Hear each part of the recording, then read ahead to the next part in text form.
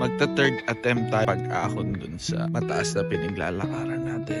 Mas maaga tayo umalis para rin sa safety tayo gagabihin. Tsaka nagyayaya si Mrs. ng dinner mamaya.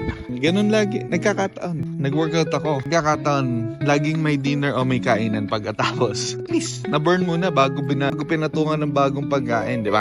Naalala ko, yung unang try ko dito sa paglalakad na to. Dito pa lang masakit na katawan ko. Pagod na. Pag uwi ko, feeling ko lalagnatin. Ngayon, medyo mas magaang na. Ganun lang din. Pag may mga bagay na mukhang mahirap, ulitin lang natin. Huwag tayo susuko.